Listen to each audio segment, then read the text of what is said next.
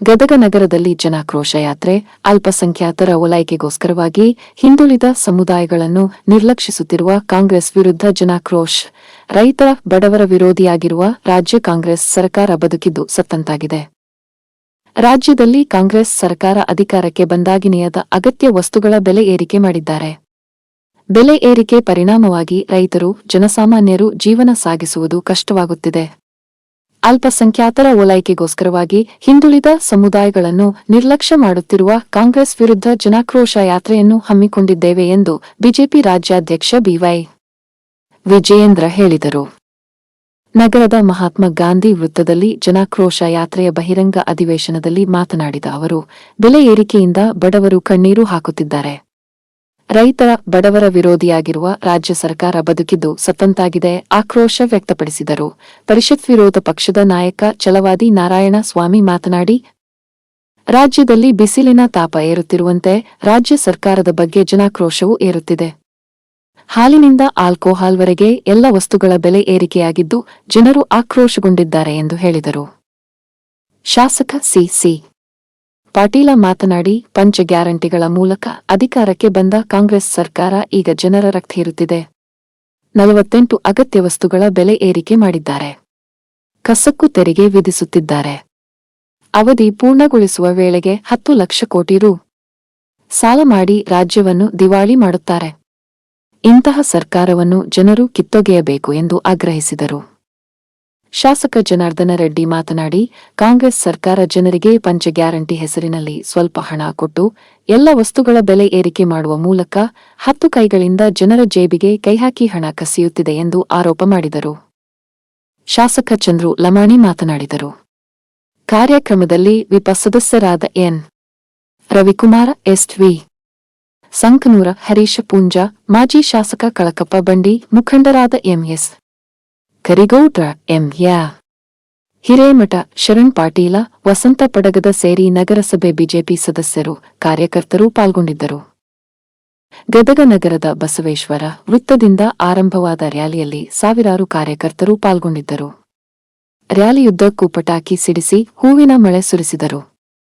ಬಸವೇಶ್ವರ ವೃತ್ತದಿಂದ ಹುಯಿಲಗೋಳ ನಾರಾಯಣರಾವ್ ವೃತ್ತ, ಮಹೇಂದ್ರಕರ್ ವೃತ್ತ ಮಾರ್ಗವಾಗಿ ಮಹಾತ್ಮ ಗಾಂಧಿ ವೃತ್ತದವರೆಗೆ ರ್ಯಾಲಿ ನಡೆದು ಬಹಿರಂಗ ಅಧಿವೇಶನ ಕಾರ್ಯಕ್ರಮವಾಗಿ ಮಾರ್ಪಟ್ಟಿತು.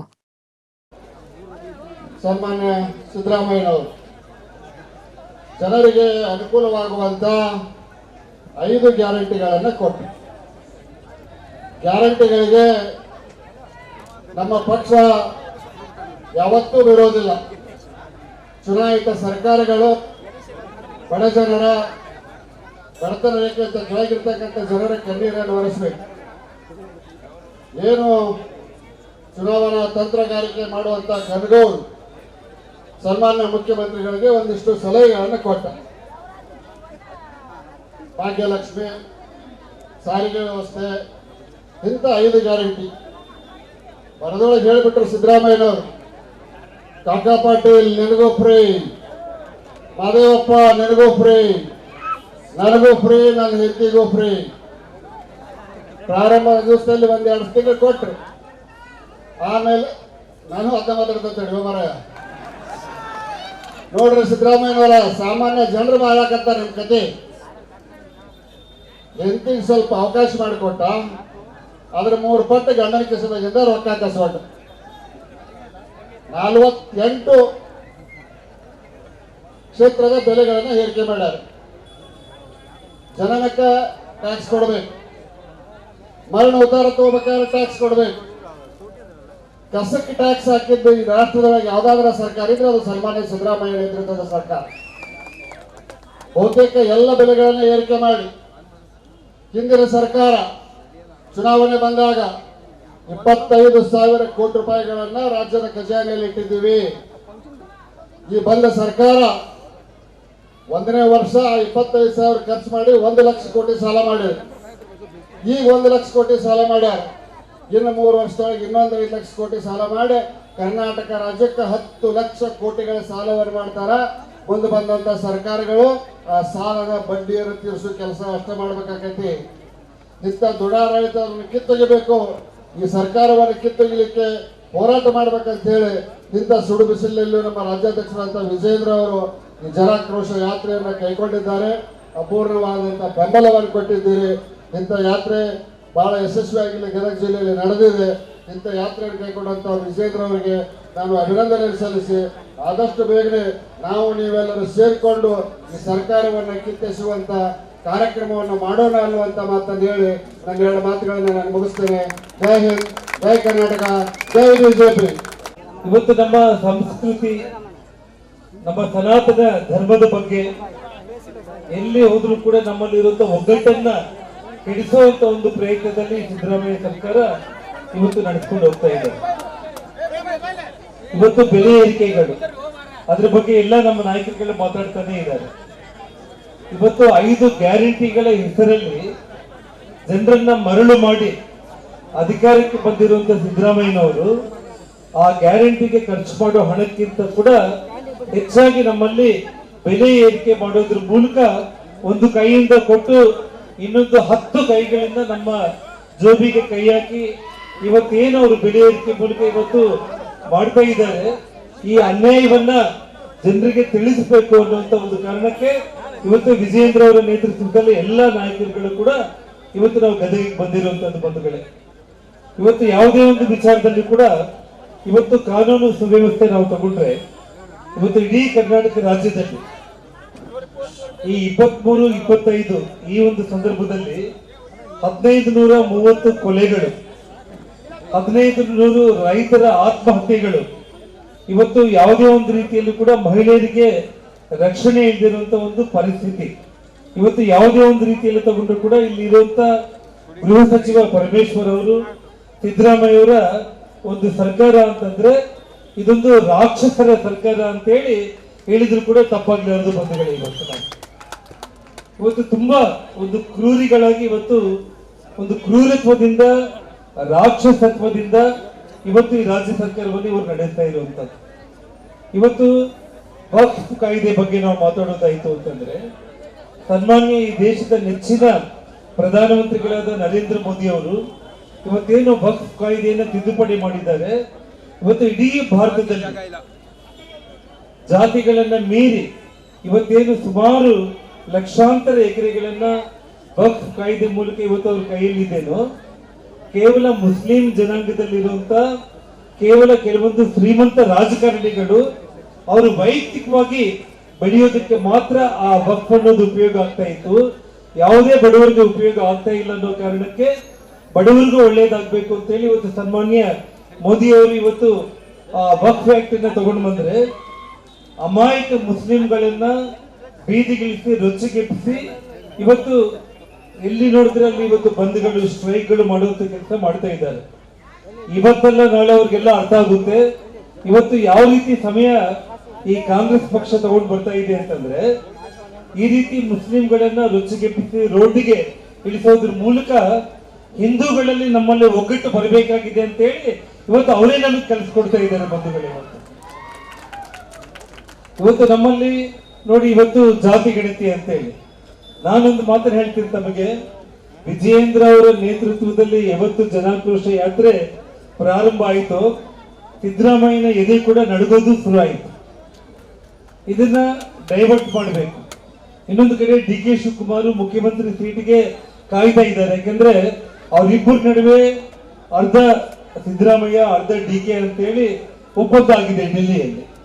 ಆ ಸಮಯ ಮುಗಿಲಿಕ್ಕೆ ಬರ್ತಾ ಇದೆ. ಡಿ.ಕೆ. ಎಲ್ಲಿ ಅವ್ರ ಚೇರನ್ನ ಕಸ್ಕೊಳ್ತಾರೋ ಅಂತ ಹೇಳಿ ಅದೊಂದು ಭಯ ಸಿದ್ದರಾಮಯ್ಯ ಅವರಿಗೆ. ಇನ್ನೊಂದು ಕಡೆ ಇವತ್ತು ಭಾರತೀಯ ಜನತಾ ಪಕ್ಷದ ಜನಾಕ್ರೋಶ ಯಾತ್ರೆಯ ಒಂದು ಗಾಬರಿಯಾಗಿ ಇವತ್ತು ಜನಗಣತಿ ಅನ್ನುವಂಥದ್ದನ್ನ ಜನಗಳ ಮುಂದೆ ತಗೊಂಡು ಬಂದು ಯಾವತ್ತು ನಮ್ಮ ಅಣ್ಣ ಬಸವಣ್ಣನವರು 12ನೇ ಶತಮಾನದಲ್ಲಿ ಇವನಾರವ ಇವನಾರವ ಇವನಾರವ ಎಂದೆನಿಸಿದರಯ್ಯ, ಇವ ನಮ್ಮವ ಇವ ನಮ್ಮವ ಇವ ನಮ್ಮವ ಎಂದೆನಿಸಯ್ಯ, ಕೂಡಲೇ ಸಂಗಮ ದೇವ ನಿನ್ನ ಮನೆಯ ಮಗನೆಂದೆನಿಸಯ್ಯ ಅಂತ ಹೇಳಿ ಇವತ್ತು ನಮ್ಮ ಅಣ್ಣ ಬಸವಣ್ಣನವರು ಹೇಳಿದ್ರು. ಅದೇ ಒಂದು ರೀತಿಯಲ್ಲಿ ಕನಕದಾಸರು ಕುಲ ಕುಲ ಕುಲವೆಂದು ಒಡೆದಾಡಿದಿರಿ, ನಿಮ್ಮ ಕುಲದ ನೆಲೆಗೆ ನೀನಾದರೂ ಬಲ್ಲಿರ ಬಲ್ಲಿರ ಅಂತ ಹೇಳಿ ಕನಕದಾಸರು ಹೇಳಿದ್ರು. ಇವತ್ತು ಬಸವಣ್ಣ ಕನಕದಾಸರ ವಚನಗಳನ್ನ ಆದರ್ಶವಾಗಿ ಇಟ್ಕೊಂಡು ಆಡಳಿತ ಮಾಡೋದನ್ನ ಬಿಟ್ಟು ಇವತ್ತು ಜಾತಿಗಳ ನಡುವೆ ಬೆಂಕಿ ಹಚ್ಚೋದಕ್ಕೆ ಇವತ್ತು ಏನು ಸಿದ್ದರಾಮಯ್ಯ ಅವರು ಪ್ರಯತ್ನ ಮಾಡ್ತಾ ಇದ್ದಾರೆ, ಈ ಕರ್ಮದ ಫಲ ನೀವು ಅತಿ ಶೀಘ್ರದಲ್ಲೇ ಗ್ಯಾರಂಟಿ ಅನುಭವಿಸಿ ನೀವು ಮನೆಗೆ ಹೋಗಿ ಇವತ್ತು ನೀವು ಕೊಡುವಂತ ಒಂದು ಸ್ಥಿತಿ ಬಂದಿದೆ ಅಂತ ಹೇಳಿ ಇವತ್ತು ನಮ್ಮ ಗದಗ ಜನತೆ ಮೂಲಕ ಹೇಳೋದಕ್ಕೆ ನಾನು ಬಯಸ್ತಾ ಇದ್ದೇನೆ ಬಂಧುಗಳೇ. ಇವತ್ತು ಸಿದ್ದರಾಮಯ್ಯ ಅವರು ಹೇಳ್ತಾ ಇರ್ತಾರೆ, ಇವತ್ತು ವೈಜ್ಞಾನಿಕವಾಗಿ ನಾವು ಇಷ್ಟೆಲ್ಲ ಬೆಳೆದರೂ ಕೂಡ ಮೂಢನಂಬಿಕೆಗಳು ಮೌಢ್ಯತೆ ಅಂತೇಳಿ ಹೇಳುವಂತ ಸಿದ್ದರಾಮಯ್ಯನವರು, ಅವ್ರಿಗೆ ಇವತ್ತು ನಾನು ಒಂದು ಮಾತನ್ನ ಹೇಳಿ ಬಯಸ್ತಾ ಇದ್ದೇನೆ ಬಂಧುಗಳೇ. ಯಾವುದೇ ಕಾರಣಕ್ಕೂ ಕೂಡ ಇವತ್ತು ಭಗವಂತನಲ್ಲಿ ಕರ್ಮದಲ್ಲಿ ನಂಬಿಕೆ ಇರಬೇಕು.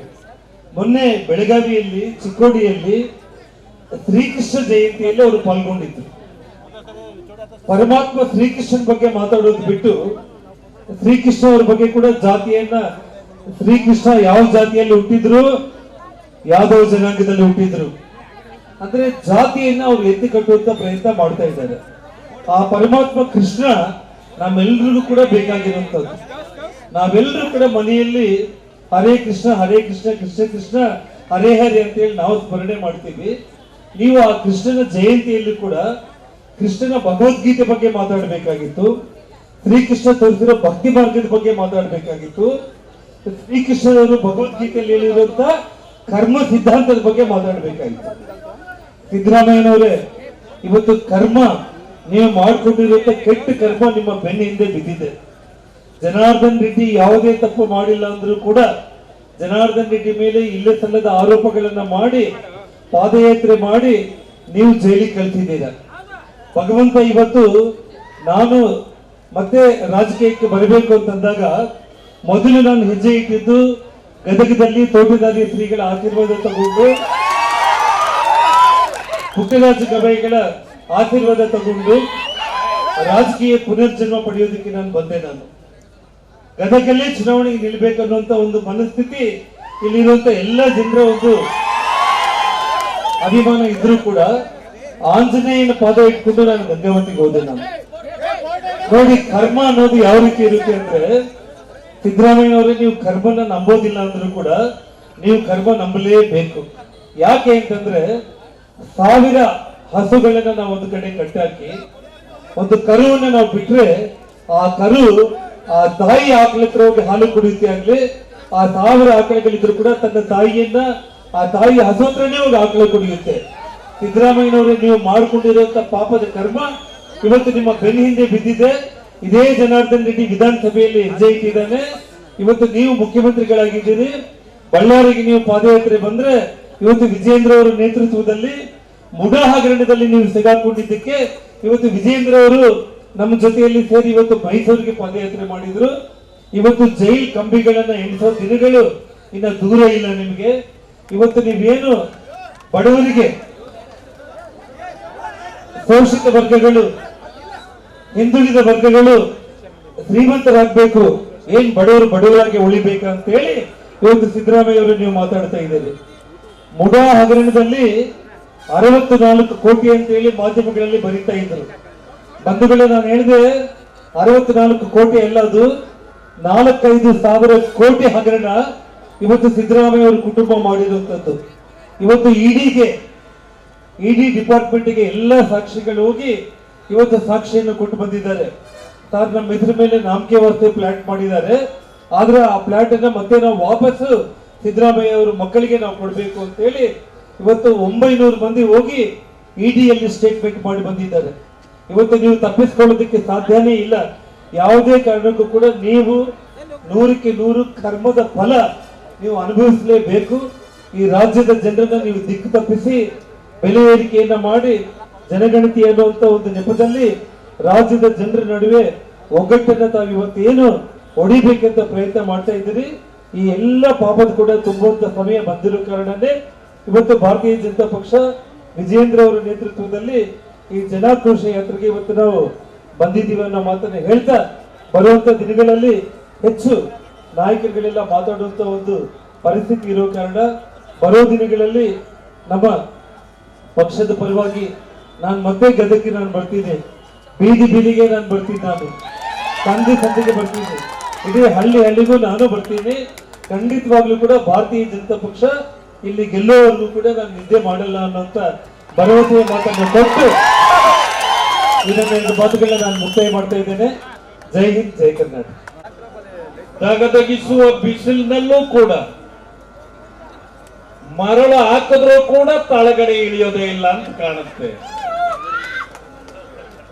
ಆ ರೀತಿ ಆಕ್ರೋಶ ಭರಿತರಾಗಿ ಅಧ್ಯಕ್ಷರಾಗಿರ್ತಕ್ಕಂಥ ವಿಜೇಂದ್ರ ಅವರು ನೇತೃತ್ವದಲ್ಲಿ ಮಾನ್ಯ ಬಂಧುಗಳೇ,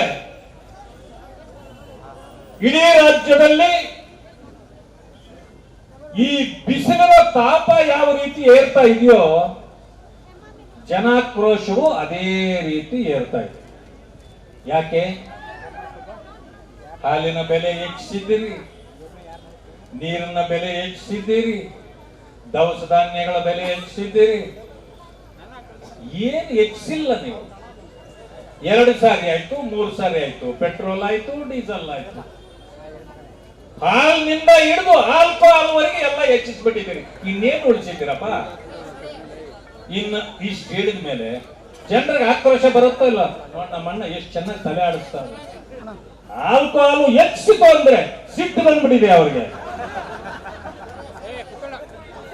ಮತ್ತೆ ಕರೆಕ್ಟ್. ಯಾಕೆ ಗೊತ್ತಾ? 2,000 ರೂಪಾಯಿ ಅಮ್ಮವ್ರಿಗೆ ಕೊಟ್ಟು ಅಪ್ಪ ಅವ್ರ ಜೋದ್ನಿಂದ 4,000 ಹೊಡಿತಾವ್ರೆ. ಇದಕ್ಕೆ ಆಕ್ರೋಶ ಈಗ ಅನೇಕ ವಿಚಾರಗಳು ಬಂದಿದೆ. ನಾನು ಬೇರೆ ಬೇರೆ ವಿಚಾರಗಳು ಮಾತಾಡಕ್ ಹೋಗೋದಿಲ್ಲ, ಇನ್ನೂ ಅನೇಕ ಮುಖಂಡರು ಮಾತಾಡಬೇಕು. ಡಾಕ್ಟರ್ BR ಅಂಬೇಡ್ಕರ್ ಅಭಿವೃದ್ಧಿ ನಿಗಮದಲ್ಲಿ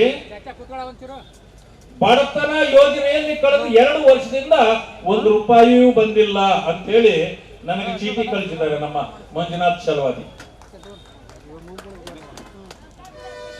ಈ ಸರ್ಕಾರ ಬಂದ ಎಷ್ಟು ವರ್ಷ ಆಯ್ತು?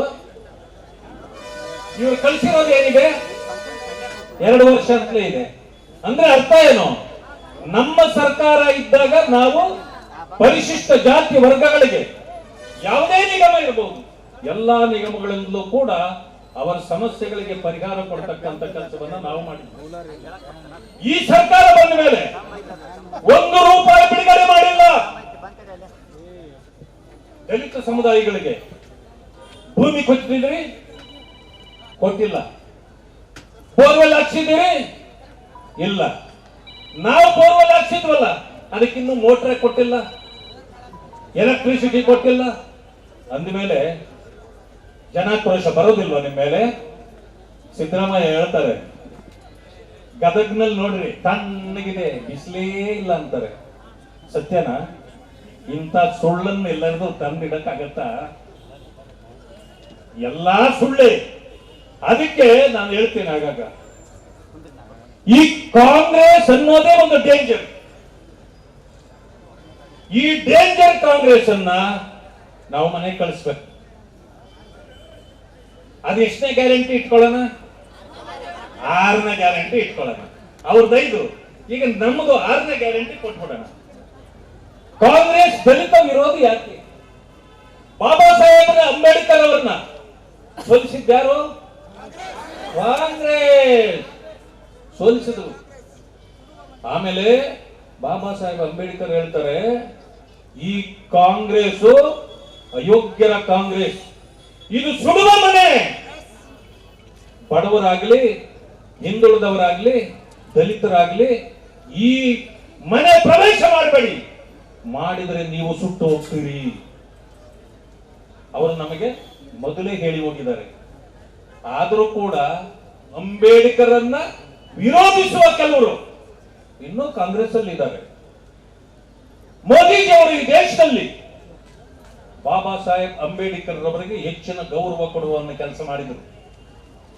ಕರ್ನಾಟಕದಲ್ಲೂ ಕೂಡ ಯಡಿಯೂರಪ್ಪ ಸರ್ಕಾರ ಇರಬಹುದು, ಬೊಮ್ಮಾಯಿ ಅವರು ಸರ್ಕಾರ ಇರಬಹುದು, ಪೌರ ಕಾರ್ಮಿಕರನ್ನ ಕೆಲಸಕ್ಕೆ ಕಾಯಂಗೊಳಿಸ್ತಕ್ಕಂಥದ್ದು ಇರ್ಬೋದು, ಅವರಿಗೆ ಮನೆ ಕಟ್ಟಿಕೊಡ್ತಕ್ಕಂಥದ್ದು ಇರ್ಬೋದು, ಅನೇಕ ಕೆಲಸಗಳನ್ನು ಮಾಡಿದ್ದಾರೆ.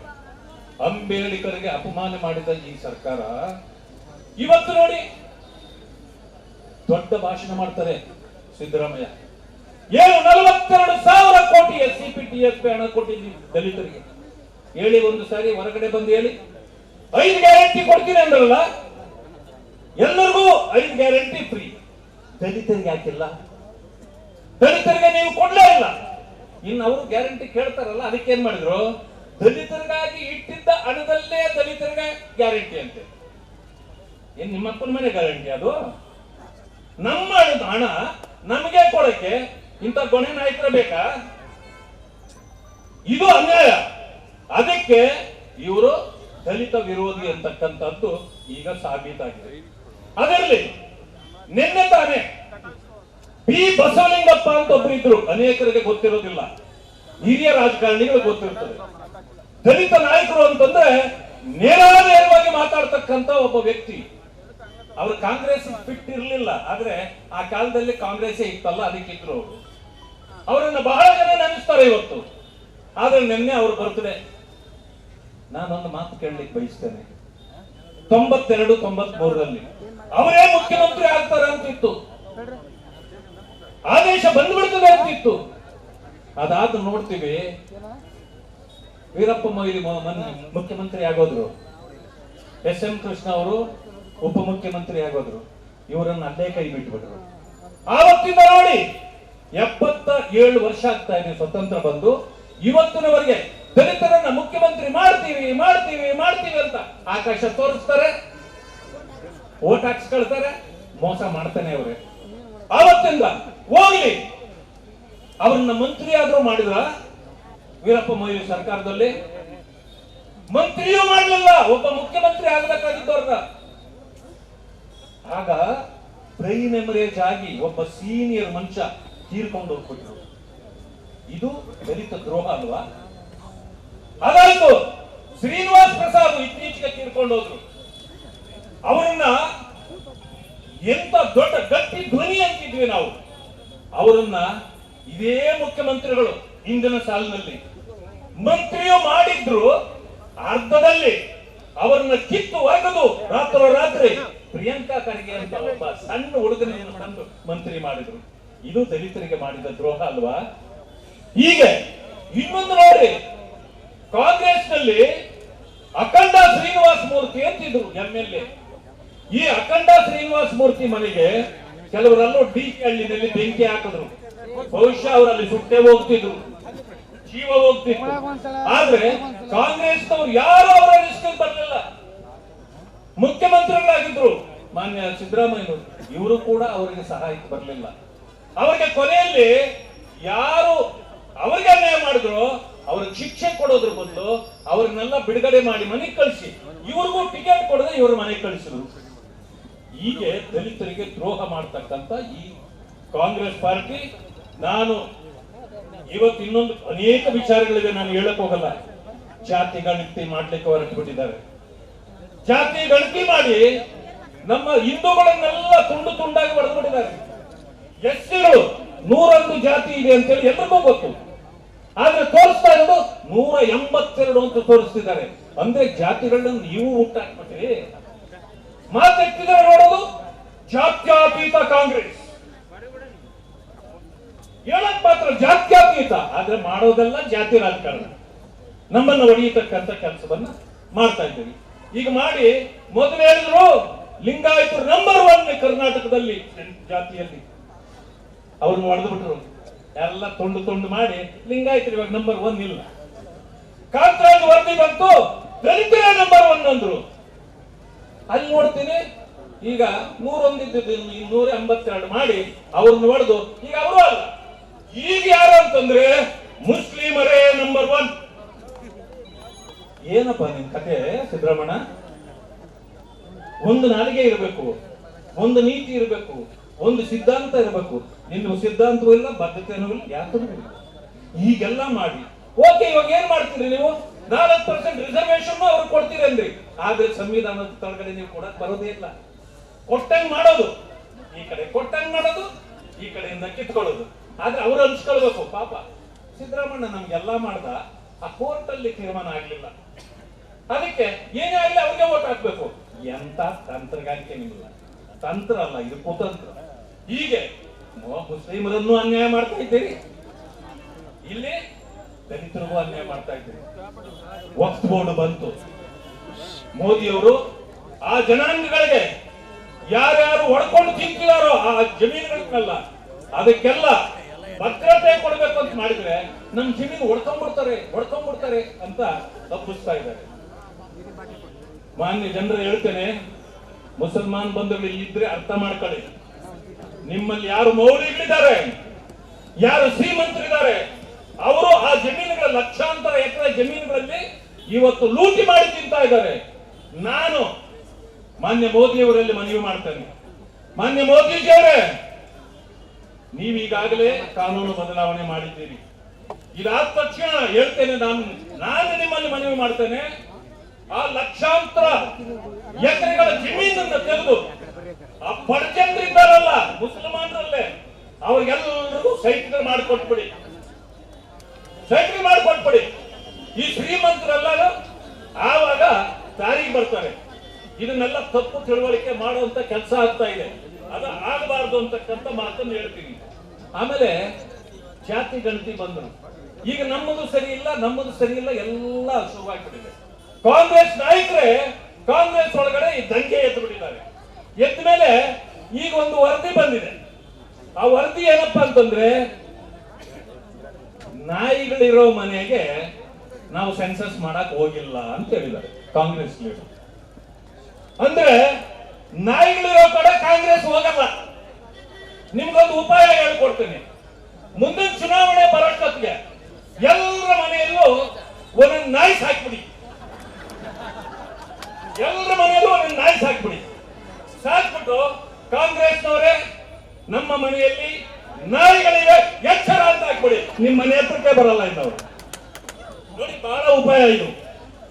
ಕಾಂಗ್ರೆಸ್ನವ್ರನ್ನ ದೂರ ಇಡ್ಬೇಕಂದ್ರೆ ನಾಯಿ ಸಾಕ್ಬೇಕು ಇದು.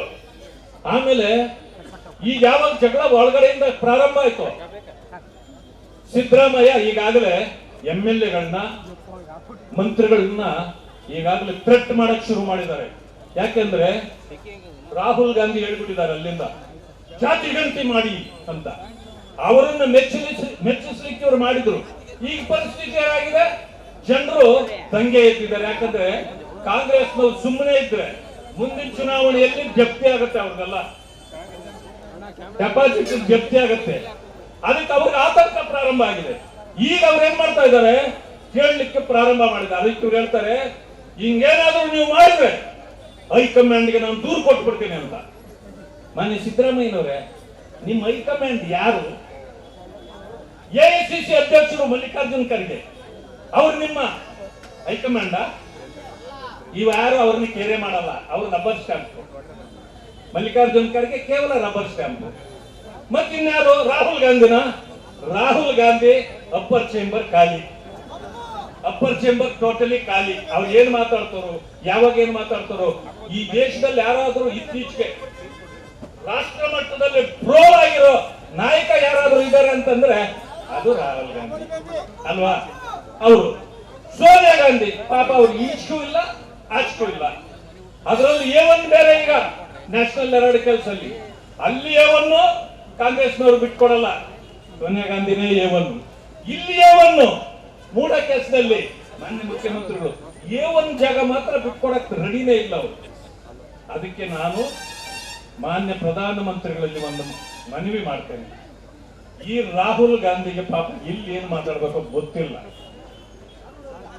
ನಾನು ತಮ್ಮಲ್ಲಿ ಒಂದು ಮನವಿ ಮಾಡ್ತೇನೆ. ಏನಂದ್ರೆ, ಅವ್ರು ಇಲ್ಲಿದ್ದಾಗ ಒಂದು ಮಾತಾಡ್ತಾರೆ, ಈ ದೇಶ ಬಿಟ್ಟು ಬೇರೆ ದೇಶದ ನೆಲದ ಮೇಲೆ ಕಾಲಿಟ್ಟ ತಕ್ಷಣ ಇನ್ನೊಂದು ಮಾತಾಡ್ತಾರೆ. ಯಾವಾಗ ಹೋದ್ರೂ ದೇಶ ವಿರೋಧಿ ಮಾತುಗಳನ್ನು ಮಾತಾಡ್ತಾರೆ. ಅದಕ್ಕೆ ಅವರು ಈ ದೇಶಕ್ಕೆ ಬಂದ್ರೆ ಒಂಥರ ದೇಶದಲ್ಲಿ ಅವರು ಕೂಡ ಒಂದು ರೀತಿಯ ಭಯೋತ್ಪಾದಕರ ರೀತಿ ಕಾಣ್ತಾ ಇದ್ದಾರೆ ಬೇರೆಯವರಿಗೆ. ಅದರಿಂದ ಅವ್ರಿಗೂ ತಪ್ಪು ಇದು ಬರೋದು ಬೇಡ.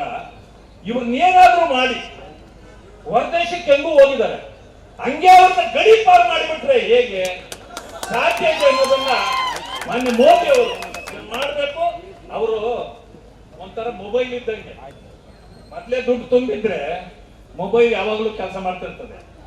ಇಲ್ಲ ಅಂತಂದ್ರೆ ಖಾಲಿ ಆದಾಗ ಮೊಬೈಲ್ಗೆ ಚಾರ್ಜ್ ಮಾಡ್ಕೊಳ್ತಿದ್ರೆ ಆಗಾಗ ಮೆಣಸಿನ ತರ್ತದೆ ಮಾತಾಡ್ತದೆ.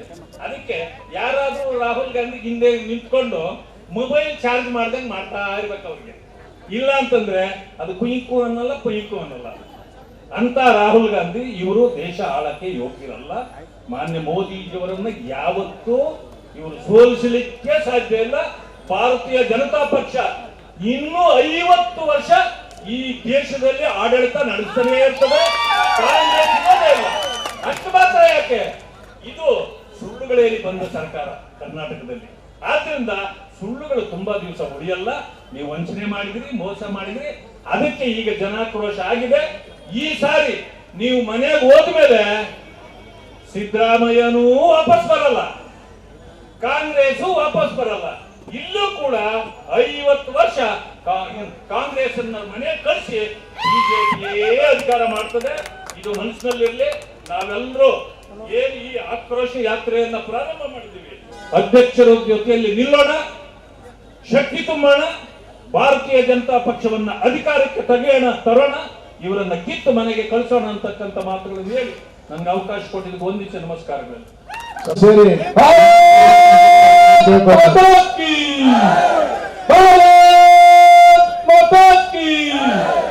ಭಾರತೀಯ ಜನತಾ ಪಾರ್ಟಿ ಜನಪರ ಹೋರಾಟಕ್ಕೆ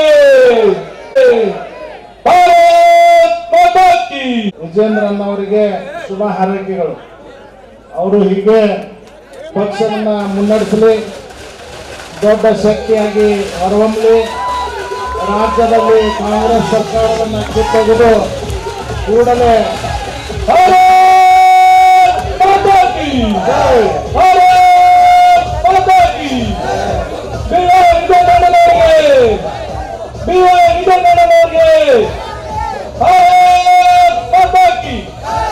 ಸನ್ಮಾನ ಮಾಡಿದ ಎಲ್ಲ ಗಣ್ಯಮಾನ್ಯರು, ತಾಯಂದಿರು ವೇದಿಕೆಯಿಂದ ನಿರ್ಗಮಿಸಬೇಕಂತ ಅವರು ವೇದಿಕೆ ಮೇಲಿಂದ ಎಲ್ಲರೂ ನಿರ್ಗಮಿಸಬೇಕಾಗಿ ಅವರಲ್ಲಿ ವಿನಂತಿ. ಸನ್ಮಾನ ಮಾಡಿದಂತ ಮಹನೀಯರು ದಯವಿಟ್ಟು ಎಲ್ಲರೂ ಸಹಕರಿಸಬೇಕು. ದಯವಿಟ್ಟು ಬನ್ನಿ, ಒಬಿಸಿ ಮೊತ್ತದವ್ರು ಬೇಕು. ಸರಿ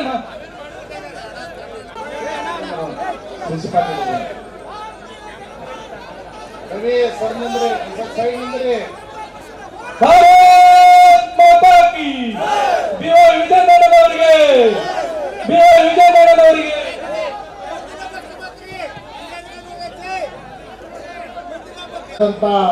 ಈ ಸರ್ಕಾರ ಕೇವಲ ಒಬ್ಬಿದ್ದ ಬಂಡವಾಳಗಾರರ ಮತ್ತು ಕೆಲವು ಗುಂಪುಗಳ ಕೈಗೊಂಬೆ ಆಗಿರುವಂತಹ ಈ ರಾಜ್ಯ ಸರ್ಕಾರ ಯಾವುದೇ ಕಾರಣಕ್ಕೂ ಕೂಡ ನಿಲ್ಲಲಾರದು. ರಾಜ್ಯದಲ್ಲಿ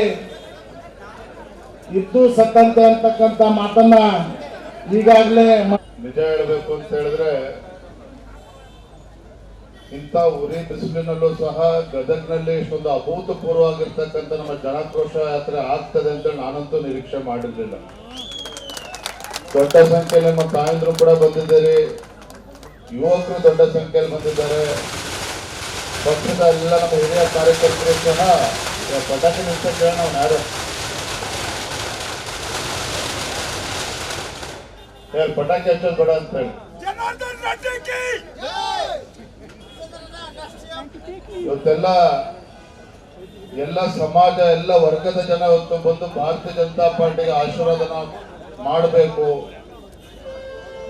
ರಾಜ್ಯದ ಕಾಂಗ್ರೆಸ್ ಸರ್ಕಾರದ ವಿರುದ್ಧ ತಮ್ಮ ಆಕ್ರೋಶವನ್ನ ವ್ಯಕ್ತಪಡಿಸಬೇಕು ಅಂತೇಳಿ ದೊಡ್ಡ ಸಂಖ್ಯೆ ತಾವೆಲ್ಲರೂ ಕೂಡ ಬಂದಿದ್ದಾರೆ. ಮೊಟ್ಟ ಮೊದಲಾಗಿ ತಮ್ಮೆಲ್ಲರಿಗೂ ಸಹ ನಾನು ಹೃತ್ಪೂರ್ವಕ ವಂದನೆಗಳನ್ನ ಈ ಸಂದರ್ಭದಲ್ಲಿ ಸಲ್ಲಿಸ್ತಾ ಇದ್ದೇನೆ. ವಿಶೇಷವಾಗಿ ನಮ್ಮ ಬಣಜಾರ್ ಸಮಾಜದ ನಮ್ಮ ತಾಯಂದಿರು ನನಗೆ ಇವತ್ತು ಮಾಲೆಯನ್ನು ಹಾಕಿ ಇವತ್ತು ಆಶೀರ್ವಾದನ ಮಾಡಿದ್ದಾರೆ. ಅವರು ಕೂಡ ಈ ಸಂದರ್ಭದಲ್ಲಿ ಬಣಜಾರ್ ಸಮಾಜದ ಎಲ್ಲ ತಾಯಂದಿರಿಗೆ ಈ ಸಂದರ್ಭದಲ್ಲಿ ವಂದನೆಯನ್ನು ಸಲ್ಲಿಸ್ತೇನೆ. ವೇದಿಕೆ ಮೇಲೆ ಆಸೀನರಾಗಿರ್ತಕ್ಕಂಥ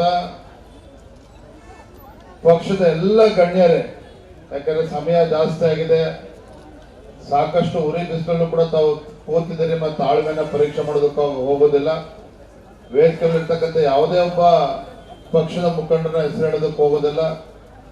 ವೇದಿಕೆ ಮೇಲೆ ಆಸೀನರಾಗಿರ್ತಕ್ಕಂಥ ಪಕ್ಷದ ಎಲ್ಲ ಹಿರಿಯ ಮುಖಂಡರೇ, ವೇದಿಕೆ ಮುಂಭಾಗದಲ್ಲಿ ಆಸೀನರಾಗಿರ್ತಕ್ಕಂಥ ಪಕ್ಷದ ಎಲ್ಲ ಹಿರಿಯ ಕಾರ್ಯಕರ್ತ ಬಂಧುಗಳೇ, ಶ್ರದ್ಧೆ ತಾಯಂದಿರೇ, ಪತ್ರಿಕಾ ಹಾಗೂ ಮಾಧ್ಯಮದ ಸ್ನೇಹಿತರೆ, 3 ಕಾರಣಗಳಿಗೆ ಭಾರತೀಯ ಜನತಾ ಪಾರ್ಟಿ ಜನಾಕ್ರೋಶ ಯಾತ್ರೆಯನ್ನ ನಾವು ಹಮ್ಮಿಕೊಂಡಿದ್ದೇವೆ.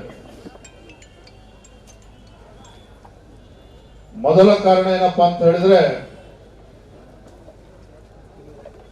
ರಾಜ್ಯದಲ್ಲಿ ಇವತ್ತು ಸಿದ್ದರಾಮಯ್ಯ ನೇತೃತ್ವದ ಕಾಂಗ್ರೆಸ್ ಸರ್ಕಾರ ಅಧಿಕಾರಕ್ಕೆ ಬಂದಾಗಿನಿಂದ ಅಗತ್ಯ ವಸ್ತುಗಳ ಬೆಲೆ ಏರಿಕೆನ ಜಾಸ್ತಿ ಮಾಡಿದ್ದಾರೆ. 50ಕ್ಕೂ ಹೆಚ್ಚು ಅಗತ್ಯ ವಸ್ತುಗಳ ಬೆಲೆ ಏರಿಕೆನ ಜಾಸ್ತಿ ಮಾಡಿದ್ದಾರೆ. ಬೆಲೆ ಏರಿಕೆಯ ಪರಿಣಾಮವಾಗಿ ರಾಜ್ಯದಲ್ಲಿರ್ತಕ್ಕಂಥ ರೈತರು, ಬಡವರು, ಜನಸಾಮಾನ್ಯರು ಜೀವನ ಸಾಗಿಸ್ತಕ್ಕಂಥದ್ದು ಕೂಡ ಬಹಳ ಕಷ್ಟ ಆಗ್ತಾ ಇದೆ. ಹಾಗಾಗಿ ಬೆಲೆ ಏರಿಕೆಯ ಕಾಂಗ್ರೆಸ್ ಸರ್ಕಾರದ ಬೆಲೆ ಏರಿಕೆಯ ವಿಚಾರವನ್ನ ತೆಗೆದುಕೊಂಡಿದ್ದೇವೆ. ಅಲ್ಪಸಂಖ್ಯಾತರ ಓಲೈಕೆಯನ್ನ ಮಾಡ್ತಕ್ಕಂಥ ನಿಟ್ಟಿನಲ್ಲಿ ಬಜೆಟ್ ನಲ್ಲಿ ಯಾವ ರೀತಿ ಸಿದ್ದರಾಮಯ್ಯನವರು ಹಿಂದೂ ಸಮುದಾಯಕ್ಕೆ ಅನ್ಯಾಯ ಮಾಡ್ತಾ ಇದ್ದಾರೆ, ಈ ವಿಚಾರವನ್ನು ಕೂಡ ನಾವು ತೆಗೆದುಕೊಂಡಿದ್ದೇವೆ. ಮೂರನೇದು, ಅಹಿಂದ ಹೆಸರು ಹೇಳಿಕೊಂಡು ರಾಜ್ಯದ ಅಧಿಕಾರದ ಚುಕ್ಕಾಣಿ ಹಿಡಿದಿರ್ತಕ್ಕಂಥ ಸಿದ್ದರಾಮಯ್ಯ ನೇತೃತ್ವದ ಕಾಂಗ್ರೆಸ್ ಸರ್ಕಾರ ಪರಿಶಿಷ್ಟ ಜಾತಿ, ಪರಿಶಿಷ್ಟ ಪಂಗಡಗಳ ಅಭಿವೃದ್ಧಿಗೆ ಮೀಸಲಿಟ್ಟಿರ್ತಕ್ಕಂಥ ಒಂದಲ್ಲ ಎರಡಲ್ಲ 38,500 ಕೋಟಿ ರೂಪಾಯಿಗಳನ್ನ ಇವತ್ತು ಬೇರೆ ಕಡೆಗೆ ಇವತ್ತು ವರ್ಗಾವಣೆ ಮಾಡಿಕೊಂಡಿದ್ದಾರೆ. ಹಣದ ದುರುಪಯೋಗನೂ ಕೂಡ ಆಗಿದೆ. ಇಂಥ ಭ್ರಷ್ಟ ಕಾಂಗ್ರೆಸ್ ಸರ್ಕಾರದ ವಿರುದ್ಧ ಜನಾಕ್ರೋಶ ಯಾತ್ರೆಯನ್ನು ನಾವು ಹಮ್ಮಿಕೊಂಡಿದ್ದೇವೆ. ಬಂಧುಗಳೇ, ಇವತ್ತು ಜನಾಕ್ರೋಶ ಯಾತ್ರೆ ಬಿಡೋಣ, ಅವನೀಗ ಅಂಗಡಿಯಿಂದ ಹೊರ ಬಂದ ನ್ಯಾಕ್ಟಲೆ ಕಟ್ಸ್ಕೊಂತ ಅವನ ಬಗ್ಗೆ ಇರ್ಲಿ ಬಿಡೋ ಅಣ್ಣ, ಇರ್ಲಿ ಬಿಡೋ ಹೇಳಿ. ಇವತ್ತು ಜನಾಕ್ರೋಶ ಯಾತ್ರೆ ಬೆಲೆ ಏರಿಕೆ ಬಗ್ಗೆ ಮಾತನಾಡೋದಾದ್ರೆ, ಪೆಟ್ರೋಲ್ ಮೇಲೆ 3 ರೂಪಾಯಿನ 3.5 ರೂಪಾಯಿನ ಜಾಸ್ತಿ ಮಾಡಿದ್ರು ಸಿದ್ದರಾಮಯ್ಯ ಸರ್ಕಾರ ಬಂದ ಮೇಲೆ. ಡೀಸೆಲ್ ಮೇಲೆ 5.5 ರೂಪಾಯಿ ಜಾಸ್ತಿ ಮಾಡಿದ್ದಾರೆ ಇಲ್ಲಿವರೆಗೂ. ನನಗೆ ನಿಜವಾಗ್ಲೂ ಕೂಡ ಅರ್ಥ ಆಗದೆ ಇರ್ತಕ್ಕಂಥ ವಿಚಾರ ಏನಪ್ಪಾ ಅಂತ ಹೇಳಿದ್ರೆ, ಗ್ಯಾರಂಟಿಗಳ ಬಗ್ಗೆ ಸಾಕಷ್ಟು ಪ್ರಚಾರವನ್ನು ತೆಗೆದುಕೊಳ್ತಾ ಇದ್ದಾರೆ ಕಾಂಗ್ರೆಸ್ ನೋಡೋದು ಒಂದ್ ಕಡೆ ಇರಲಿ, ದಿನ ಬೆಳಗಾದ್ರೂ ಪತ್ರಿಕೆಗಳಲ್ಲಿ, ಮಾಧ್ಯಮಗಳಲ್ಲಿ ಜಾಹೀರಾತುಗಳನ್ನ ಕೊಡ್ತಾ, ಅದಕ್ಕೆ ನಾ ಎಲ್ಲಾ ಕಡೆ ಒಂದು ಮಾತನ್ನ ಹೇಳ್ತಾ ಇದ್ದೇನೆ. ನಮ್ಮ ಕರ್ನಾಟಕ ರಾಜ್ಯದಲ್ಲಿರ್ತಕ್ಕಂಥ ಕಾಂಗ್ರೆಸ್ ಸರ್ಕಾರ ಇದು ಜನಪ್ರಿಯ ಸರ್ಕಾರ ಅಲ್ಲ, ಇದು ಜಾಹೀರಾತಿನ ಸರ್ಕಾರ ಅಂತೇಳಿ ಪತ್ರಿಕೆಗಳಲ್ಲಿ, ಟಿವಿಗಳಲ್ಲಿ ಅಡ್ವರ್ಟೈಸ್ಮೆಂಟ್ ಕೊಡ್ಕೊಂಡು ಇವತ್ತು ಜನರ ಕಣ್ಣಿಗೆ ಮಣ್ಣು ಇರ್ತಕ್ಕಂಥ ಕೆಲಸ ಮಾಡ್ತಾ ಇದ್ದಾರೆ. ನೀವು ಕೇಳ್ಬೋದು ಪತ್ರಿಕಾ ಮಾಧ್ಯಮ ಸ್ನೇಹಿತರು, ವಿರೋಧ ಪಕ್ಷದವರಿಗೆ ನಮಗೆ ಬೇರೆ ಕೆಲಸ ಇಲ್ಲ, ಗ್ಯಾರಂಟಿಗಳಿಂದ ಸಿದ್ದರಾಮಯ್ಯನವರ ಜನಪ್ರಿಯತೆ ಜಾಸ್ತಿ ಆಗ್ತಾ ಇದೆ, ಉಪಚುನಾವಣೆಗಳು ಕೂಡ ಅವರೇ ಗೆದ್ರು, ಭಾರತೀಯ ಜನತಾ ಪಾರ್ಟಿ ಹೊಟ್ಟೆ ಉರಿ, ಅದಕ್ಕೋಸ್ಕರ ನೀವು ಜನಾಕ್ರೋಶ ಯಾತ್ರೆ ಅಂತ ನಿಮ್ಗೆ ಅನ್ನಿಸ್ಬೋದು. ಆದ್ರೆ ಒಂದು ಗೊತ್ತಿರಲಿ, ಪೆಟ್ರೋಲ್ ಮೇಲೆ 3 ರೂಪಾಯಿ 3.5 ರೂಪಾಯಿ ಜಾಸ್ತಿ ಮಾಡಿದ್ರು, ಡೀಸೆಲ್ ಮೇಲೆ 5.5 ರೂಪಾಯಿ ಜಾಸ್ತಿ ಮಾಡಿದ್ರು. ಇದರ ಲಾಭ ಇವತ್ತು ಕರ್ನಾಟಕ ರಾಜ್ಯದಲ್ಲಿ ಇವತ್ತು ಆಗ್ತಾನೆ ಇಲ್ಲ. ಸಿ ಪಾಟೀಲ್ರೆ, ಯಾವುದೋ ಒಂದು ಅಭಿವೃದ್ಧಿ ಕೆಲಸ ಕಾರ್ಯಗಳು ಆಗ್ತಾ ಇಲ್ಲ. ಕಳೆದ 2 ವರ್ಷದಲ್ಲಿ ಅಥವಾ ಕಳೆದ 20 ತಿಂಗಳಲ್ಲಿ ಸಿದ್ದರಾಮಯ್ಯನವರು ರಾಜ್ಯದ ಮುಖ್ಯಮಂತ್ರಿಗಳಾದ್ಮೇಲೆ, ರಾಜ್ಯದಲ್ಲಿ ಕಾಂಗ್ರೆಸ್ ಸರ್ಕಾರ ಬಂದ ಮೇಲೆ ಯಾವುದೇ ಒಂದು ಹೊಸ ಯೋಜನೆಗಳು, ಹೊಸ ಅಭಿವೃದ್ಧಿ ಕಾರ್ಯಕ್ರಮಗಳು, ಯೋಜನೆಗಳು ಗದಗ ಜಿಲ್ಲೆನೂ ಕೂಡ ಒಳಗೊಂಡಂತೆ ಯಾವುದೇ ಜಿಲ್ಲೆನಲ್ಲಿ ಯಾವುದೇ ಒಂದು ಅಭಿವೃದ್ಧಿ ಕೆಲಸ ಕಾರ್ಯಗಳು ಘೋಷಣೆ ಆಗಿಲ್ಲ. ನಾನು ಇವತ್ತು ಸವಾಲನ್ನು ಹಾಕ್ತೇನೆ ಮಾನ್ಯ H.K. ಪಾಟೀಲ್ರು. ಹಿಂದೆ ಯಡಿಯೂರಪ್ಪನವರು ರಾಜ್ಯದ ಮುಖ್ಯಮಂತ್ರಿಗಳಿದ್ದಾಗ, ಬಸವರಾಜ ಬೊಮ್ಮಾಯಿ ಇದ್ದಾಗ, ಬಿಜೆಪಿ ಸರ್ಕಾರ ಇದ್ದಾಗ ನನಗೆ ಗೊತ್ತಿರೋ ಪ್ರಕಾರ ಗದಗ ಜಿಲ್ಲೆಗೆ ಸುಮಾರು 4,000 ರಿಂದ 5,000 ಕೋಟಿ ರೂಪಾಯಿ ಅನುದಾನವನ್ನು ಕೊಟ್ಟಿದ್ರು. ಇವತ್ತು ಸಿದ್ದರಾಮಯ್ಯನವರು ಮುಖ್ಯಮಂತ್ರಿಗಳಾದ್ಮೇಲೆ ಎಷ್ಟು ಸಾವಿರ ಕೋಟಿ ಅನುದಾನವನ್ನು, 1000 ಬೇಡ, 1000 ಬಗ್ಗೆ ದೊಡ್ಡ ಮಾತನಾಡೋದು ಬೇಡ, ಕಾಂಗ್ರೆಸ್ ಸರ್ಕಾರದಲ್ಲಿ ಎಷ್ಟು 100 ಕೋಟಿ ರೂಪಾಯಿಗಳನ್ನ ಗದಗ ಜಿಲ್ಲೆ ಅಭಿವೃದ್ಧಿಗೋಸ್ಕರ ನೀಡಿದ್ದಾರೆ. ಇವರ ಯೋಗ್ಯತೆಗೆ ಕುಡಿಯೋ ನೀರಿನ ಹಾಹಾಕಾರವನ್ನ ಸರಿಪಡಿಸೋದಕ್ಕೆ ಸಾಧ್ಯ ಆಗಿಲ್ಲ. ಕುಡಿಯೋ ನೀರಿಗೆ ಹಾಹಾಕಾರ ಇತ್ತು ಗದಗ ಜಿಲ್ಲೆನಲ್ಲಿ, ಕುಡಿಯೋ ನೀರಿನ ಹಾಹಾಕಾರವನ್ನು ಸರಿಪಡಿಸೋದಕ್ಕೆ ಸಾಧ್ಯ ಆಗಿಲ್ಲ. ಇನ್ನು ಅಭಿವೃದ್ಧಿಗೆ ದುಡ್ಡು ಕೊಡ್ತಕ್ಕಂಥ ಪ್ರಶ್ನೆನೇ ಉದ್ಭವ ಆಗೋದಿಲ್ಲ. ಇದು ಇಲ್ಲಿರ್ತಕ್ಕಂಥ ಸಚಿವರು, ಕಾಂಗ್ರೆಸ್ ಪಕ್ಷ ಶಾಸಕರು ಅರ್ಥ ಮಾಡ್ಕೋಬೇಕು. ನನಗೆ ಸಿದ್ದರಾಮಯ್ಯನವ್ರ ಬಗ್ಗೆ ಹೊಟ್ಟೆವರೇನೂ ಇಲ್ಲ. ಆದ್ರೆ ನೋಡಿ, ಒಂದು ಕ್ಷಣ ಯೋಚನೆ ಮಾಡಿ, ಯಾಕಂದ್ರೆ ಬಹಳಷ್ಟುಗಳ ಗ್ಯಾರಂಟಿ ಬಗ್ಗೆ ಚರ್ಚೆ ಮಾಡ್ತೇವೆ. ಯಡಿಯೂರಪ್ಪನವ್ರು ಮುಖ್ಯಮಂತ್ರಿಗಳಿದ್ದಾಗ ರೈತ ತನ್ನ ಹೊಲಕ್ಕೆ ಪಂಪ್ಸೆಟ್ಗೆ ವಿದ್ಯುತ್ ತಗೋಬೇಕು ಅಂತ ಹೇಳಿದ್ರೆ 25,000 ರೂಪಾಯಿ ಕಟ್ಟಿದ್ರೆ ಸಾಕಾಗ್ತಿತ್ತು, ಟ್ರಾನ್ಸ್ಫಾರ್ಮರ್ ಹಾಕ್ಬಿಟ್ಟು ವಿದ್ಯುತ್ ಕನೆಕ್ಷನ್ ಸಿಗ್ತಾ ಇತ್ತು. 25,000 ರೂಪಾಯಿ ಕಟ್ಟಿದ್ರೆ ಸಾಕಾಗ್ತಾ ಇತ್ತು. ಬಿಜೆಪಿ ಸರ್ಕಾರದಲ್ಲಿ ರೈತನ ಹೊಲಕ್ಕೆ ವಿದ್ಯುತ್ ಸಂಪರ್ಕ ಸಿಗ್ತಾ ಇತ್ತು. ಗ್ಯಾರಂಟಿ ಘೋಷಣೆ ಮಾಡಿರ್ತಕ್ಕಂಥ ಸಿದ್ದರಾಮಯ್ಯ ಸರ್ಕಾರದ ಪರಿಣಾಮ ಏನು? ಇವತ್ತು 2.5 3 ಲಕ್ಷ ರೂಪಾಯಿ ಕಟ್ಟಬೇಕು ರೈತ. 2.5 3 ಲಕ್ಷ ರೂಪಾಯಿ ಕಟ್ಟಬೇಕು ರೈತ ತನ್ನ ಹೊಲಕ್ಕೆ ವಿದ್ಯುತ್ ಸಂಪರ್ಕ ತೆಗೆದುಕೊಳ್ಬೇಕು ಅಂತ ಹೇಳಿದ್ರೆ. ಇವತ್ತು ಹಾಲಿನ ದರ 9 ರೂಪಾಯಿ ಜಾಸ್ತಿ ಮಾಡಿದ್ದಾರೆ. ಇವತ್ತು ಹಾಲು ಗ್ರಾಮೀಣ ಭಾಗದಲ್ಲಿ ಬಡವರು ರೈತರು ಮನೆಗೆ 1 ಲೀಟರ್ 2 ಲೀಟರ್ ಹಾಲು ಖರೀದಿ ಮಾಡಿ ಮಕ್ಕಳಿಗೆ ಒಂದು ಪೌಷ್ಟಿಕ ಆಹಾರ ಕೊಡಬೇಕು ಅಂತೇಳಿ ಹಾಲನ್ನು ಕೂಡ ಖರೀದಿ ಮಾಡ್ತಾರೆ. ಅರೆ 20 ತಿಂಗಳಲ್ಲಿ 9 ರೂಪಾಯಿ ಹಾಲಿನ ದರ ಜಾಸ್ತಿ ಆದ್ರೆ ಪಾಪ ಬಡವರು ಏನಾಗಿ ಮಾಡ್ಬೇಕಾಗದ್ರೆ? ನೀವು ಕೂಡ ನಿಮ್ ಯೋಗ್ಯತೆಗೆ 2,000 ರೂಪಾಯಿ ಕೊಡ್ತೀರಿ ಮನೆಯಲ್ಲೇ ಮಹಿಳೆಗೆ ಅಂತೇಳಿ, ಅದು ಕೂಡ ಸರಿಯಾಗಿ ತಲುಪ್ತಾ ಇಲ್ಲ. ಆದ್ರೆ ಹಾಲಿನ ದರ 9 ರೂಪಾಯಿ ಜಾಸ್ತಿ ಆದ್ರೆ ದಿನನಿತ್ಯ ಹಾಲು ಖರೀದಿ ಮಾಡ್ಬೇಕಾದ್ರೆ ನಮ್ಮ ಬಡವನ ಪರಿಸ್ಥಿತಿ ಏನಾಗಬೇಕು? ಗ್ರಾಮೀಣ ಭಾಗದಲ್ಲಿ ಇರ್ತಕ್ಕಂಥ ರೈತನ ಪರಿಸ್ಥಿತಿ ಏನಾಗಬೇಕು? ಯಡಿಯೂರಪ್ಪ ಮುಖ್ಯಮಂತ್ರಿಗಳಿದ್ದಾಗ ಪ್ರಧಾನಮಂತ್ರಿ ಕಿಸಾನ್ ಸಮ್ಮಾನ್ ಯೋಜನೆ ಪ್ರಧಾನಮಂತ್ರಿಗಳು 6,000 ರೂಪಾಯಿ ಕೊಡ್ತಾ ಇದ್ರು, ಯಡಿಯೂರಪ್ಪನವರು 4,000 ರೂಪಾಯಿ ಕೊಡ್ತಾ ಇದ್ರು. ಅದನ್ನು ಕೂಡ ನಿಲ್ಲಿಸಿದ್ರಿ ನೀವು ಸಿದ್ದರಾಮಯ್ಯನವರು. ಯಡಿಯೂರಪ್ಪ ಮುಖ್ಯಮಂತ್ರಿಗಳಿದ್ದಾಗ ಎಲ್ಲಾ ಸಮುದಾಯಗಳಿಗೆ ಇವತ್ತೇನು ಸಿದ್ದರಾಮಯ್ಯನವರು ಬೊಬ್ಬೆ ಹೊಡಿತಾರಲ್ಲ ಅಹಿಂದ ನಾಯಕ ಅಂತೇಳಿ, ಸುಮ್ಮನೆ ಇವೆಲ್ಲ ಬೂಟಾಟಿಕೆರಿ. ಸರ್ಕಾರ ಬಂದು 20 ತಿಂಗಳ ಮೇಲೆ ಆಯ್ತು. ಸಿದ್ದರಾಮಯ್ಯನವರಿಗೆ ಅಲ್ಪಸಂಖ್ಯಾತರು ನೆನಪಾಗ್ತಾ ಇದ್ದಾರೆ ವಿನಃ ಹಿಂದುಳಿದ ಸಮುದಾಯಗಳು ನೆನಪೇ ಆಗ್ತಾ ಇಲ್ಲ. ಇವತ್ತು ಯಡಿಯೂರಪ್ಪ ಮುಖ್ಯಮಂತ್ರಿಗಳಿದ್ದಾಗ ಬಣಜಾರ ಅಭಿವೃದ್ಧಿ ನಿಗಮ ಮಾಡಿದ್ರು. ಅದೇ ರೀತಿ ವಾಲ್ಮೀಕಿ ಅಭಿವೃದ್ಧಿ ನಿಗಮ ಮಾಡಿದ್ರು. ಅದೇ ರೀತಿ ಇವತ್ತು ಮೀನುಗಾರರಿಗೆ ಅನುಕೂಲ ಆಗ್ಬೇಕು ಅಂತೇಳಿ ಅಭಿವೃದ್ಧಿ ನಿಗಮ ಮಾಡಿದ್ರು. ಇವತ್ತು ರಾಜ್ಯದ ವಾಲ್ಮೀಕಿ ಅಭಿವೃದ್ಧಿ ನಿಗಮವನ್ನು ಮಾಡಿದ್ರು. ಅದೇ ರೀತಿ ಹಡಪದ ಅಪ್ಪಣ ಸಮಾಜಕ್ಕೆ ಅನುಕೂಲ ಆಗ್ಬೇಕು ಅಂತ ಈ ತರ ಎಲ್ಲ ಹಿಂದುಳಿದ ಸಮುದಾಯಗಳಿಗೂ ಕೂಡ ಅನುಕೂಲ ಆಗ್ಬೇಕು ಅಂತೇಳಿ ಪ್ರತ್ಯೇಕವಾಗಿ ಅಭಿವೃದ್ಧಿ ನಿಗಮಗಳನ್ನ ಮಾಡಿದ್ರು. 100 ಕೋಟಿ ಅನುದಾನವನ್ನು ಕೊಟ್ಟಿದ್ರು. ಆದ್ರೆ ಸಿದ್ದರಾಮಯ್ಯ ಸರ್ಕಾರ ಬಂದ್ಮೇಲೆ ಯಡಿಯೂರಪ್ಪರು 300-400 ಕೋಟಿ ರೂಪಾಯಿ ಕೊಡ್ತಿದ್ರು. ಈಗ 10 ಕೋಟಿ 15 ಕೋಟಿ ರೂಪಾಯಿ ಕೊಡ್ತಾ ಇದ್ದಾರೆ. ಇವತ್ತು ಹಿಂದುಳಿದ ಸಮುದಾಯದ ಹೆಸರು ಹೇಳ್ಕೊಂಡು ಮುಖ್ಯಮಂತ್ರಿಗಳಾಗಿ ಅದ ಎಲ್ಲ ಹಿಂದುಳಿದ ಸಮುದಾಯಗಳಿಗೆ ಅನ್ಯಾಯ ಮಾಡ್ತಾ ಇದ್ದಾರೆ ಸಿದ್ದರಾಮಯ್ಯನವರು. ಈ ರೀತಿ ಬೆಲೆ ಏರಿಕೆ ಒಂದೇ ಗ್ಯಾರಂಟಿ. ಇವತ್ತು 6ನೇ ಗ್ಯಾರಂಟಿ ಬಗ್ಗೆ ಸಿದ್ದರಾಮಯ್ಯವರು ಮಾತನಾಡ್ತಾ ಇಲ್ಲ. 6ನೇ ಗ್ಯಾರಂಟಿ ಏನಪ್ಪಾ ಅಂತ ಹೇಳಿದ್ರೆ ಬೆಲೆ ಏರಿಕೆ ಗ್ಯಾರಂಟಿ ಸಿದ್ದರಾಮಯ್ಯನವ್ರದ್ದು. ಇವತ್ತು ಶಕ್ತಿ ಯೋಜನೆ ಬಗ್ಗೆ ಮಾತಾಡ್ತಾರೆ. ನಮ್ಮ ತಾಯಂದ್ರು ದೊಡ್ಡ ಸಂಖ್ಯೆಯಲ್ಲಿದ್ದೀರಿ, ನಮ್ಮ ಬಣಜಾರ ಸಮಾಜದ ತಾಯಂದ್ರು ಕೂಡ ಇದ್ದಾರೆ. ಇವತ್ತು ಸರ್ಕಾರಿ ಬಸ್ಗಳು ಗ್ರಾಮೀಣ ಭಾಗದಲ್ಲಿ ಓಡಾಡ್ತಾನೆ ಇಲ್ಲ. ಇಡೀ ರಾಜ್ಯದಲ್ಲಿ ಸಾವಿರಾರು ಬಸ್ಗಳು ಗ್ರಾಮೀಣದ ಭಾಗದಲ್ಲಿ ಓಡಾಡ್ತಕ್ಕಂಥ ಸರ್ಕಾರಿ ಬಸ್ಗಳು ಓಡಾಡ್ತಾ ಇಲ್ಲ. ಇವತ್ತು ರಾಜ್ಯ ಸರ್ಕಾರ KSRTCಗೆ 6,500 ಕೋಟಿ ಇವತ್ತು ಕೊಡಬೇಕಾಗಿದೆ. ಗ್ರಾಮೀಣ ಭಾಗದಲ್ಲಿ ಶಾಲಾ ಕಾಲೇಜ್ ಹೋಗ್ತಕ್ಕಂಥ ಮಕ್ಕಳು ಇವತ್ತು ಬಸ್ಗಳು ಇವತ್ತು ಪರದಾಡ್ತಾ ಇದ್ದಾರೆ. ಸಿದ್ದರಾಮಯ್ಯನವರೇ ಗ್ರಾಮೀಣ ಭಾಗದಲ್ಲಿ ಬಸ್ ಕೊಡಿ, ಶಾಸಕರಾಗಿ ಗೆದ್ದಿದ್ದೇವೆ, ನಮ್ಗೆ ಅನುದಾನ ಕೊಡಿ, ಇವತ್ತು ಶಾಲಾ ಕಾಲೇಜುಗಳು ಕಟ್ಟಬೇಕು, ಆಸ್ಪತ್ರೆಗಳು ಕಟ್ಟಬೇಕು ಅಂತ ಹೇಳಿದ್ರೆ ಯಾವುದೂ ಅನುದಾನ ಕೊಡ್ತಾ ಇಲ್ಲ. ಸಿದ್ದರಾಮಯ್ಯನವ್ರ ಕಾಳಜಿ ಏನೋ ಮುಸಲ್ಮಾನರು ಹೆಣ್ಮಕ್ಳು ಬಡವರು ಮದುವೆ ಆಗ್ತಾರೆ ಅಂದ್ರೆ 50,000 ರೂಪಾಯಿ ಕೊಡ್ತಾರಂತೆ. ನಮ್ಗೇನು ವಿರೋಧ ಅಲ್ಲ, ಹಿಂದೂ ಹೆಣ್ಮಕ್ಳು ಯಾಕೆ ಕೊಡ್ತಾ ಇಲ್ಲ ನೀವು? ಮುಸಲ್ಮಾನರಲ್ಲೂ ಕೂಡ ಬಡವರಿದ್ದಾರೆ, ಹೆಣ್ಮಕ್ಳಿಗೆ 50,000 ಮದುವೆ ಕೊಡ್ತೀರಿ ಅಂತ ಹೇಳಿದ್ರೆ ಹಿಂದೂಗಳಲ್ಲಿ ಇರ್ತಕ್ಕಂಥ ಹೆಣ್ಮಕ್ಳು ಕೂಡ ಬಡವರಿದ್ದಾರೆ, ಮದುವೆ ಆಗ್ಬೇಕು, ಅವ್ರಿಗೆ ಯಾಕೆ 50,000 ಕೊಡ್ತಾ ಇಲ್ಲ? ಇವತ್ತು ಹಿಂದೂಗಳು ಮುಸಲ್ಮಾನರು ಮಕ್ಕಳು ಹೊರದೇಶಕ್ಕೆ ಉನ್ನತ ಶಿಕ್ಷಣಕ್ಕೆ ಹೋಗ್ಬೇಕು ಅಂತ ಹೇಳಿದ್ರೆ 30 ಲಕ್ಷ ರೂಪಾಯಿ ಕೊಡ್ತೀನಿ ಅಂತ ಹೇಳಿ ಸಿದ್ದರಾಮಯ್ಯ ಇವತ್ತು ಭರವಸೆ ಕೊಟ್ಟಿದ್ದಾರೆ, ಬಜೆಟ್ ಅಲ್ಲಿ ಹೇಳಿದ್ದಾರೆ. ಆದ್ರೆ ನಮ್ಮ ಹಿಂದೂಗಳಲ್ಲಿ ಇರ್ತಕ್ಕಂಥ ಮಕ್ಕಳು ಕೂಡ ಹೊರದೇಶಕ್ಕೆ ಉನ್ನತ ಶಿಕ್ಷಣಕ್ಕೆ ಹೋಗ್ಬೇಕು ಅಂತ ಹೇಳಿದ್ರೆ ಅವ್ರಿಗೆ ಯಾಕೆ ನೀವು 30 ಲಕ್ಷ ರೂಪಾಯಿ ಕೊಡೋದಿಲ್ಲ? ಹಾಗಾದ್ರೆ ಈ ರೀತಿ ತಾರತಮ್ಯ ಮುಸಲ್ಮಾನರ ಕಣ್ಣಿಗೆ ಬೆಣ್ಣೆ, ಹಿಂದೂಗಳ ಕಣ್ಣಿಗೆ ಒಂದು ಸುಣ್ಣ ಆಗ್ತಕ್ಕಂಥ ಕೆಲಸ ಸಿದ್ದರಾಮಯ್ಯನವ್ರು ಏನ್ ಮಾಡ್ತಾ ಇದ್ದಾರೆ? ನಾನಲ್ಲ, ರಾಜ್ಯದ ಜನ ಕೇಳ್ತಾ ಇದ್ದಾರೆ. ಸಿದ್ದರಾಮಯ್ಯನವರೇ, ಕೇವಲ ಮುಸಲ್ಮಾನರಷ್ಟೇ ನಾವು ಓಟ್ ಹಾಕಿರ್ತಕ್ಕಂಥದ್ದು, ಹಿಂದೂಗಳು ಹಾಕಿಲ್ವ ನಿಮ್ಗೆ ಅಂತೇಳಿ ಕಾಂಗ್ರೆಸ್ ಹುಡುಗ ಕೇಳ್ತಾ ಇದ್ದಾರೆ. ಇವತ್ತು ಟ್ರಿಪಲ್ ತಲಾಕ್, ಭಾರತೀಯ ಜನತಾ ಪಾರ್ಟಿ ಮುಸಲ್ಮಾನರ ವಿರೋಧಿಗಳಲ್ಲ. ಟ್ರಿಪಲ್ ತಲಾಕ್ ಅನ್ನ ತೆಗೆದು ಅಲ್ಲಿರ್ತಕ್ಕಂಥ ಮುಸಲ್ಮಾನ್ ಹೆಣ್ಮಕ್ಳಿಗೂ ಕೂಡ ನ್ಯಾಯ ಕೊಡಬೇಕು ಅಂತ ಟ್ರಿಪಲ್ ತಲಾಕ್ ಅನ್ನು ಕೂಡ ನರೇಂದ್ರ ಮೋದಿ ಸರ್ಕಾರ ತಂದಿರ್ತಕ್ಕಂಥದ್ದು. ಈ ರೀತಿ ಪ್ರಾಮಾಣಿಕ ಕೆಲಸ ಮಾಡ್ತಾ ಇದ್ದ ನರೇಂದ್ರ ಮೋದಿ ಸರ್ಕಾರ.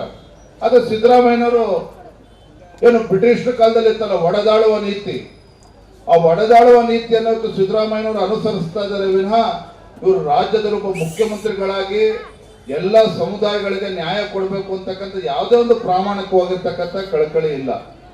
ಯಾಕೆ ಸಿದ್ದರಾಮಯ್ಯವ್ರು ಬೊಬ್ಬೆ ಹೊಡಿತಾ ಇದ್ದಾರೆ? ಈಗ ಇನ್ನೇನು ಮುಖ್ಯಮಂತ್ರಿ ಸ್ಥಾನಕ್ಕೆ ಯಾವ ಕ್ಷಣಕ್ಕೆ ರಾಜೀನಾಮೆ ಕೊಡ್ತಾರೋ ಗೊತ್ತಿಲ್ಲ. ಯಾಕಂದ್ರೆ ಅವ್ರು 2 ವರ್ಷ ಆದ್ಮೇಲೆ ಮುಖ್ಯಮಂತ್ರಿ ಕುರ್ಚಿ ಬಿಡ್ಕೊಡ್ಬೇಕು ಅಂತೇಳಿ ಕಾಂಗ್ರೆಸ್ ನಲ್ಲಿ ಚರ್ಚೆ ನಡೀತಾ ಇದೆ. ಹಾಗಾಗಿ ಏನಾದ್ರೂ ಮಾಡಿ ಬೆಂಕಿ ಹಚ್ಚಬೇಕು.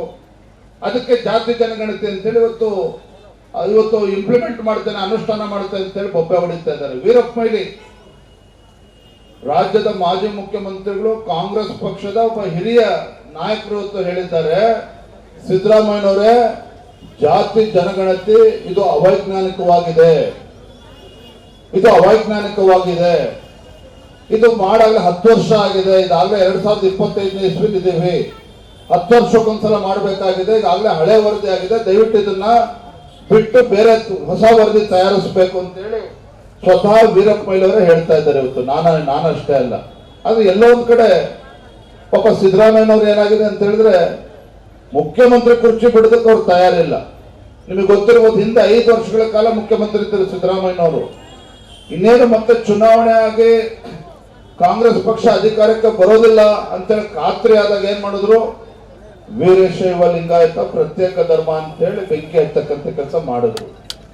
ವೀರಶೈವ ಲಿಂಗಾಯತ ಪ್ರತ್ಯೇಕ ಧರ್ಮ ಅಂತೇಳಿ ಇವತ್ತು ಸಮಾಜವನ್ನು ಹೊಡಿತಕ್ಕಂಥ ಕೆಲಸ ರಾಜ್ಯದ ಇತಿಹಾಸದಲ್ಲಿ ಯಾರು ಮಾಡಿದ್ದಾರೆ ಅಂತ ಹೇಳಿದ್ರೆ ಸಿದ್ದರಾಮಯ್ಯನವರು ಮಾಡಿದ್ದಾರೆ. ಈಗ 2 ವರ್ಷಗಳ ಕಾಲ ಮುಗಿತಾ ಇದೆ, ರಾಜೀನಾಮೆ ಕೊಡಬೇಕು ಅಂತೇಳಿ ಏನ್ ಮಾಡಬೇಕು, ಮತ್ತೊಂದು ಹೊಸ ಕುತಂತ್ರ ಷಡ್ಯಂತ್ರ ನಡೀತಾ ಇದೆ. ಜಾತಿ ಜನಗಣತಿ ಅಂತ ಹೇಳಿ ಇವತ್ತು ಮುಸಲ್ಮಾನರನ್ನ ಹಿಂದೂಗಳ ವಿರುದ್ಧ ಎತ್ಕಡ್ತಕ್ಕಂಥ ಕೆಲಸ ಸ್ವತಃ ಮುಖ್ಯಮಂತ್ರಿಗಳು ಮಾಡೋದಕ್ಕೆ ಹೊರಟಿದ್ದಾರೆ.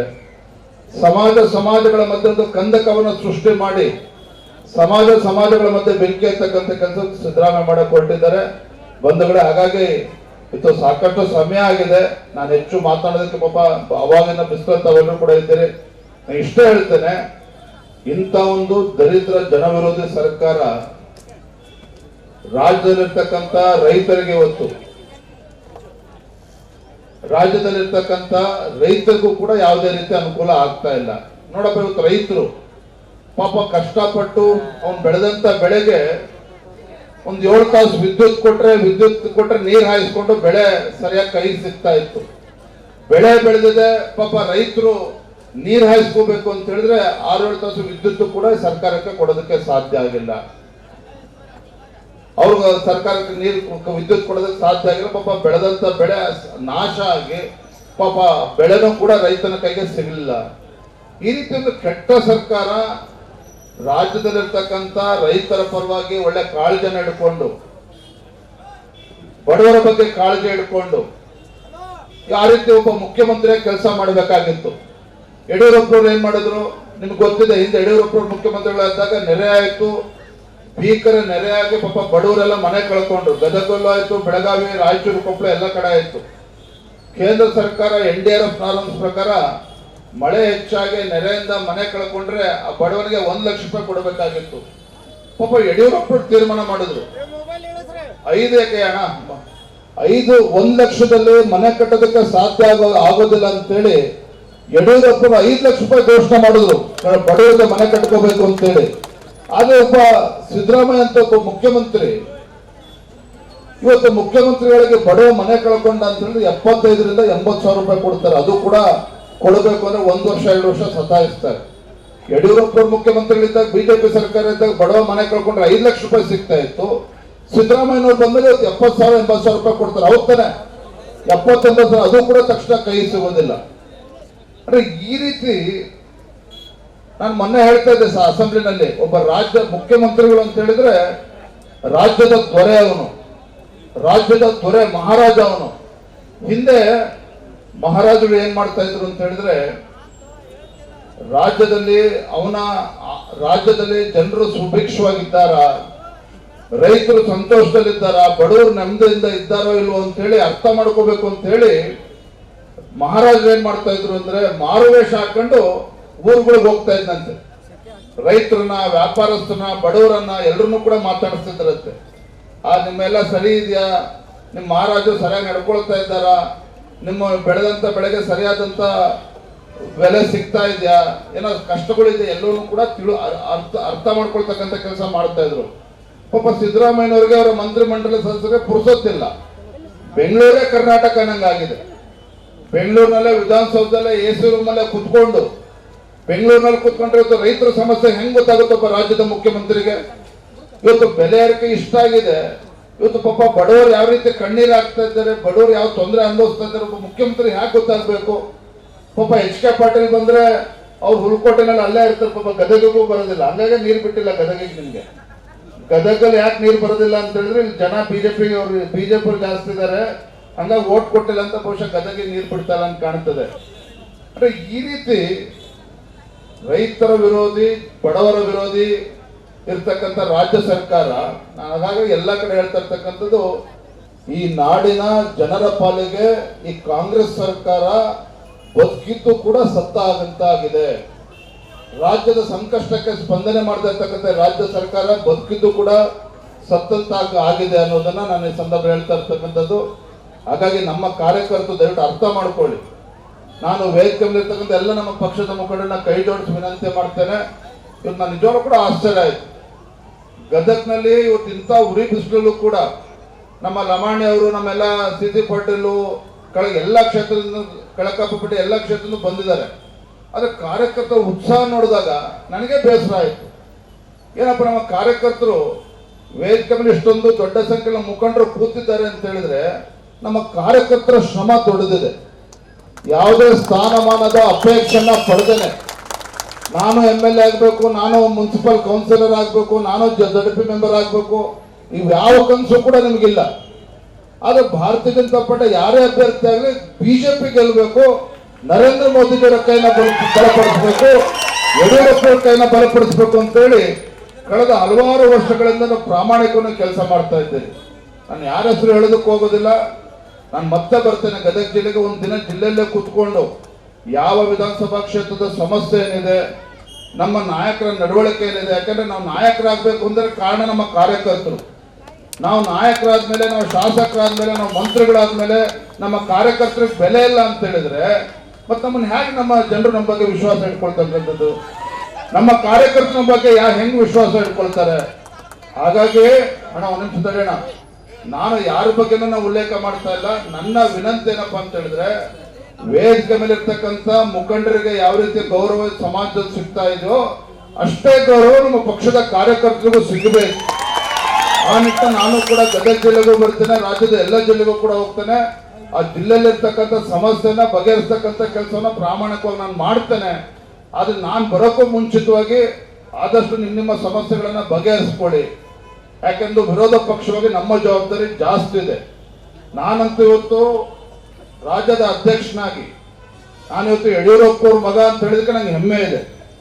ಯಡಿಯೂರಪ್ಪನವರು ಅಂತ ಹೇಳಿದ್ರೆ ರಾಜ್ಯ ಕಂಡಂತ ಒಬ್ಬ ಧೀಮಂತ ನಾಯಕ, ರೈತ ನಾಯಕ, ಒಬ್ಬ ಹೋರಾಟಗಾರ. ಇವತ್ತು ಯಡಿಯೂರಪ್ಪವ್ರ ಮಗ ಅನ್ನೋದಕ್ಕೂ ಕೂಡ ನನ್ಗೆ ಹೆಮ್ಮೆ ಇದೆ. ರಾಜ್ಯದ ಭಾರತೀಯ ಜನತಾ ಪಾರ್ಟಿ ಅಧ್ಯಕ್ಷ ಅಂತ ಹೇಳೋದಕ್ಕೂ ಕೂಡ ನನ್ಗೆ ಹೆಮ್ಮೆ ಇದೆ. ಆದ್ರೆ ಇದೆಲ್ಲಕ್ಕಿಂತ ಮಿಗಿಲಾಗಿ ಭಾರತೀಯ ಜನತಾ ಪಾರ್ಟಿ ಒಬ್ಬ ಕಾರ್ಯಕರ್ತ ಅಂತ ಹೇಳೋದಕ್ಕೆ ಇನ್ನೂ ಕೂಡ ದೊಡ್ಡ ಹೆಮ್ಮೆ ಇದೆ ನನಗೆ. ಹಾಗಾಗಿ ಕಾರ್ಯಕರ್ತರಿಗೆ ಗೌರವ ಬರ್ತಕ್ಕಂಥ ನಿಟ್ಟಿನಲ್ಲಿ ನನ್ನನ್ನು ಸಹ ಹೇಳ್ತಾ ಇದ್ದೇನೆ, ನಾವೆಲ್ಲರೂ ಸಹ ನಡ್ಕೋಬೇಕು. ಅದರ ಮುಖೇನ ಪಕ್ಷವನ್ನ, ಸಂಘಟನೆಯನ್ನ ಬಲಪಡಿಸ್ತಕ್ಕಂಥ ಕೆಲಸ ಮಾಡೋಣ. ನಮ್ಮ ಕಾರ್ಯಕರ್ತರು ಯಾವತ್ತೂ ಕೂಡ ನಮ್ಮ ನಡವಳಿಕೆಯಿಂದ ತಲೆ ತಗ್ಗಿಸ್ತಕ್ಕಂಥ ವಾತಾವರಣ ಗದಗ ಜಿಲ್ಲೆಯಲ್ಲಿ ಬರಬಾರ್ದು. ಆ ನಿಟ್ಟಿನಲ್ಲಿ ಎಲ್ಲರೂ ಕೂಡ ಒಟ್ಟಾಗಿ ಶ್ರಮವನ್ನು ಹಾಕೋಣ ಅನ್ನೋ ಮಾತನ್ನು ಹೇಳ್ತಾ ತುಂಬಾ ಸಂತೋಷ ಆಗಿದೆ. ನಮ್ಮ ತಾಯಂದ್ರು ಕೂಡ ನಾನು ತುಂಬಾ ಸಂತೋಷ ಇರುತ್ತೆ. ಯಾಕಂದ್ರೆ ಇಂಥ ಉರಿ ಬಿಸಿಲಲ್ಲೂ ಕೂಡ ತಾವು ದೊಡ್ಡ ಸಂಖ್ಯೆಯಲ್ಲಿ ತಾವೆಲ್ಲರೂ ಕೂಡ ಬಂದಿದ್ರಿ. ನಮ್ಮ ಬಣಜಾರ್ ಸಮಾಜದ ಮಾರ್ಗೋರ್ ಬಾಯ್ಸ್ ರಾಮ್ ನಮ್ಮೆಲ್ಲ ಬಣಜಾರ್ ಸಮಾಜದ ತಾಯಂದ್ರು ಕೂಡ ಸಂದರ್ಭ ವಂದನೆಯನ್ನ ಸಲ್ಲಿಸ್ತಾ, ನಮ್ಮೆಲ್ಲ ಯುವಕ ಮಿತ್ರ, ನಮ್ಮ ಪಕ್ಷದ ಎಲ್ಲ ಕಾರ್ಯಕರ್ತರು ಎಲ್ಲರೂ ಕೂಡ ಈ ಸಂದರ್ಭದಲ್ಲಿ ವಂದನೆ, ಅಭಿನಂದನೆಯನ್ನ ಸಲ್ಲಿಸ್ತಾ ನಾವೆಲ್ಲರೂ ಕೂಡ ಒಟ್ಟಾಗಿ ಒಂದಾಗಿ ಭಾರತೀಯ ಜನತಾ ಪಾರ್ಟಿಯನ್ನ ಬಲಪಡಿಸೋಣ.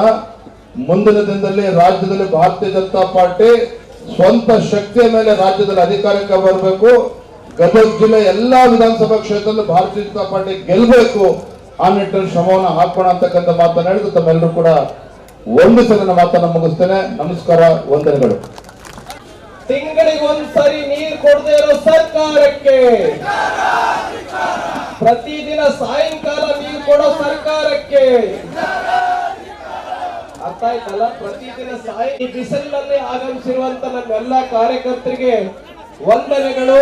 ಅಭಿನಂದನೆಗಳು. ಈಗ ಬಂದಂತಾರೆ ದಯವಿಟ್ಟು ಎಲ್ಲರೂ ಊಟವನ್ನು ಮಾಡಿ ತೆರಳಬೇಕಂತ ಹೇಳಿ ಅವರಲ್ಲಿ ವಿನಂತಿ. ಭ್ರಷ್ಟ ಕಾಂಗ್ರೆಸ್ ಸರ್ಕಾರದ ಜನಾಕ್ರೋಶ ಯಾತ್ರೆಗೆ ಆಗಮಿಸಿ ನಮ್ಮನ್ನೆಲ್ಲರನ್ನು ಉದ್ದೇಶಿಸಿ ಮಾತಾಡುವಂತ ರಾಜ್ಯದ ರಾಜ್ಯಾಧ್ಯಕ್ಷರಾದಂತಹ